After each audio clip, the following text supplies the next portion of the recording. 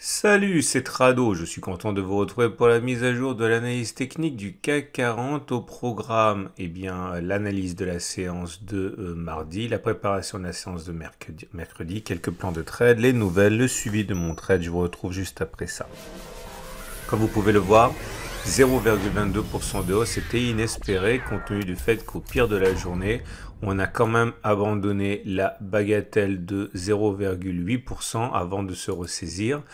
À l'origine de cette volatilité accrue, parce que regardez, hein, on a quand même visité à la fois la résistance qui nous a bloqué et le support qui nous a arrêté également,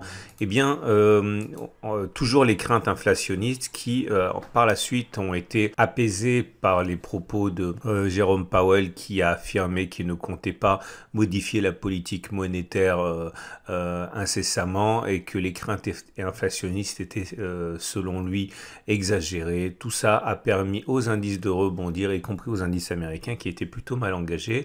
Et nous avons donc une séance où l'attentisme prédomine. Nous sommes toujours dans une zone de haut danger, hein, avec une résistance hebdomadaire qui nous contraint et également une résistance journalière dont on a vu hein, la pertinence aujourd'hui puisqu'elle a stoppé net l'avancée des cours puisqu'on a réussi quand même à se hisser au-dessus hein, en séance. Nous avons du coup également un élément important à prendre en considération, c'est l'apparition d'un turtle soup. Le turtle soup se caractérise par un élément qui est le suivant, un nouveau plus haut de 20 bougies, c'est-à-dire que vous prenez les 20 dernières bougies, et si on vient d'inscrire un nouveau plus haut de 20 bougies, mais qui a néanmoins clôturé en dessous du précédent plus haut de 20 bougies, eh bien vous avez un turtle soup. On a déjà backtesté le turtle soup sous différentes forme. On va le backtester aujourd'hui d'une manière un petit peu différente pour ne pas être trop répétitif. Je vous invite à regarder le tutoriel que vous retrouverez sur le Turtle Soup en dessous de la vidéo. En tout cas, il faut également rajouter un élément, c'est que entre le précédent plus haut et le nouveau plus haut, eh bien, il faut avoir au moins 3 bougies. C'est le cas ici puisque nous en avons 5. Okay, mais 3, c'était suffisant. Alors, je vais faire le pari suivant dans ce backtest. Je vais parier la chose suivante. C'est que suite à un backtest, eh bien, la bougie suivante, eh bien, la bougie suivante est une bougie de baisse. Alors, c'est valable pour tout, hein, les actions, le forex, les cryptos, avec néanmoins hein, l'obligation pour vous de backtester ça, parce que ce qui est vrai en général n'est pas forcément vrai sur toutes les actions ou toutes les paires de forex. Donc, vous devez faire l'effort quand même de vérifier que cela fonctionne. Et c'est parti pour le backtest. Voilà le premier test ici, vous voyez. On a eu vous comptez 20 bougies. Le précédent plus haut de 20 bougies, c'était celui-là. Est-ce qu'on est allé plus haut sur cette bougie que sur celle-là? Oui, regardez, ça n'a pas joué, c'était pas très très large, mais on allait légèrement plus haut. Et est-ce qu'on a clôturé au-dessus des précédents plus hauts ou en dessous? On a clôturé en dessous des précédents plus hauts. Donc c'est bien un turtle soup. Est-ce qu'on a bien 3 bougies entre les deux au moins? Oui, on en a même 4, donc c'est bon. Alors, la bougie suivante, est-ce qu'on a fait une séance négative ou positive, comme vous pouvez le voir? On a abandonné 0,64%, donc c'est une séance négative et donc ça fonctionne. Alors évidemment, on est allé même beaucoup plus bas, puisqu'au pire de la correction, on a perdu 5,5%. Mais moi, ce qui m'intéresse, c'est juste ce qui va se passer demain. Ok? Alors, on regarde un autre exemple, qui est aussi un succès ici, vous voyez. On a fait, vous comptez 20 bougies en arrière. Le précédent sommet, il était là. Le nouveau sommet, il est là. Mais on a clôturé en dessous du précédent sommet, mèche comprise. Et la séance d'après, on a eu une baisse. Alors là aussi, hein, vous voyez, on a baissé beaucoup plus, hein, puisqu'au pire, on a même fait moins 10%. Ok, mais moi, ce qui m'intéresse, encore une fois, c'est juste la séance d'après, et c'était bien une baisse. Encore un succès. Encore un succès. Encore un succès. Ah, on va regarder l'échec ici, c'est toujours important. Alors, le turtle soup, il s'est établi sur cette bougie, comme vous pouvez le voir. C'était le précédent sommet était là. Le nouveau sommet, il était là. On a néanmoins clôturé en dessous du précédent sommet. Mais la séance d'après est une séance positive, donc c'est un échec. Ok, maintenant on va faire défiler un succès, un échec. un succès, un succès, encore un succès, encore un échec, un succès, un échec, un échec, un succès, encore un succès, un échec, encore un échec, un succès, un échec, un succès, un autre succès, un troisième succès, un échec, un succès, encore un succès, encore un succès et encore un succès ici. Un succès et je pense que cette fois-ci on est bon, oui je pense qu'on est bon. Alors je me suis laissé un petit peu emporter, j'ai fait 32 occurrences au lieu de 30, mais c'est pas grave. Et on arrive à la statistique suivante, plutôt flatteuse, c'est que sur 32 occurrences, on a 23 succès de la stratégie et 9 échecs. Autrement dit, la statistique, encore une fois, très encourageante de 72% de succès et 28% d'échecs. Alors, est-ce que ça veut dire que vous auriez dû, à la clôture de la séance de mardi, vous précipiter pour spéculer à la baisse en pariant sur le fait que la séance de mercredi soit une séance de baisse? Non, vous ne pouvez pas faire ça parce que vous ne savez pas encore à quel moment vous rentrez, à quel moment vous sortez, à quel moment vous prenez vos pertes, à quel moment vous prenez vos bénéfices. Mais en tant qu'analyste technique, imaginons par exemple que vous ayez spéculé à la baisse sur la résistance de 5784, 5800.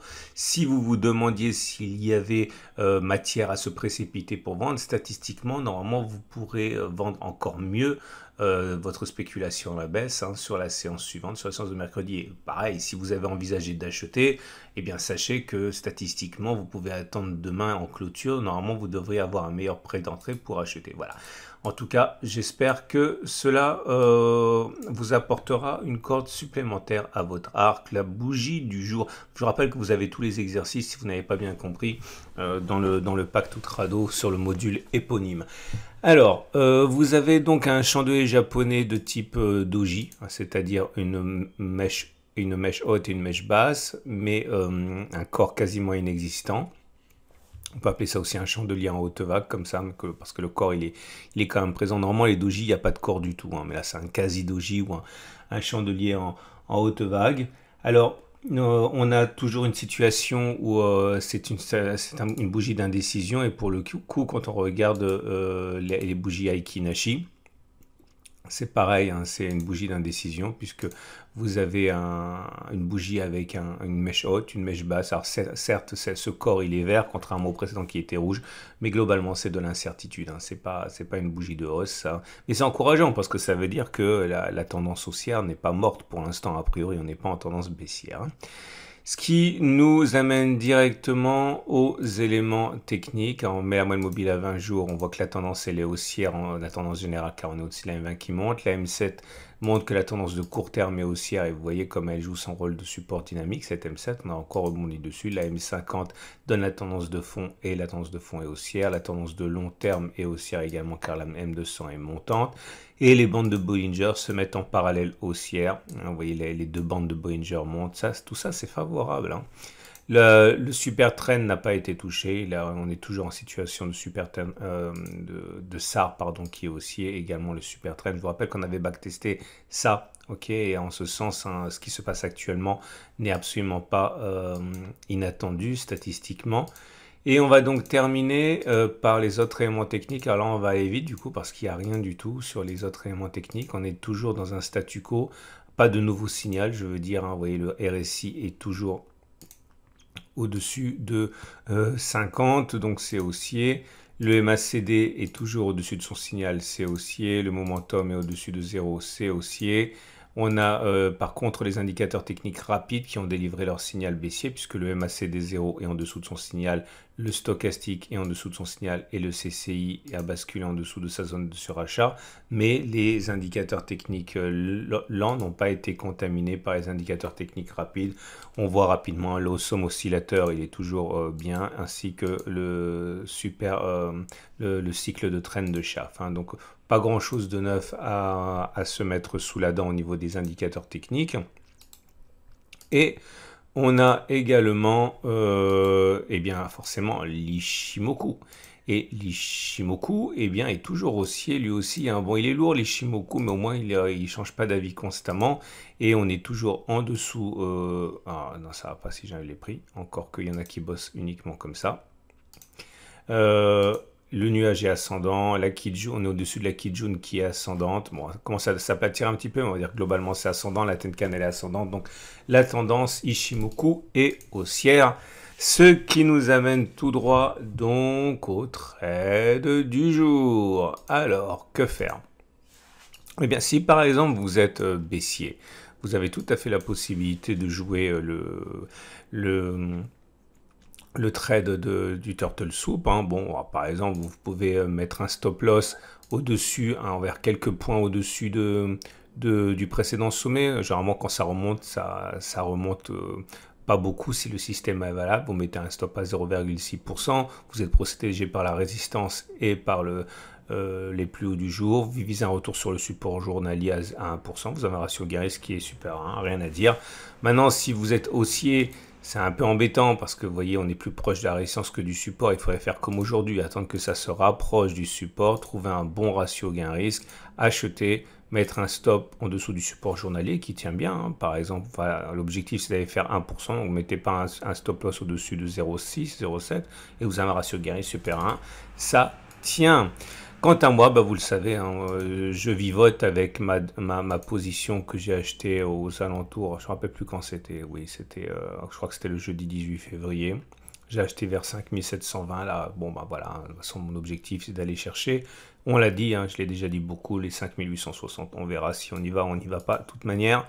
Encore une fois, c'est pas la seule position que j'ai actuellement dans mon portefeuille. Il faut vraiment comprendre que c'est ça l'avantage aussi de faire de l'analyse technique et du trading probabiliste comme moi, c'est que voilà, même si ce trade il est perdant, eh bien on a un autre qui sera gagnant et puis c'est l'ensemble des trades qui comptent. Hein. Voilà, je vous souhaite une excellente journée. Je vous invite à considérer une fois de plus, si ça vous intéresse, si mon travail vous semble utile, à considérer l'acquisition du pack Tutrado. Alors, bon, bien sûr, vous êtes très nombreux à m'avoir fait confiance en vous le procurant. Si vous faites partie de ceux qui avaient envie de découvrir l'analyse technique et de passer au stade rationnel du trading et ne pas en rester au stade incantatoire, eh bien vous pouvez également vous le faire offrir par votre CPF, votre compte personnel de formation. Il vous coûtera alors directement 0 puisque c'est les fonds qui ont été versés par l'État qui seront utilisés, hein, puisque vous avez tous normalement un compte personnel de formation. Alors c'est plus cher, c'est 700 € au lieu de 125 €, mais vous avez là-dedans non seulement la lettre stratégique de mon partenaire Bruno, hein, qui est un officiel conseiller en investissement financier, mais également 1 heure d'entretien avec lui sur le sujet que vous voulez, si vous voulez investir dans l'immobilier, si vous voulez connaître les fondamentaux des entreprises et pas simplement l'analyse technique. Enfin bon bref, il est complètement, c'est un couteau suisse ce Bruno, il peut vous former à n'importe quoi, voilà. Le lien est sous la vidéo si vous voulez en savoir davantage et je vous dis à demain pour la mise à jour.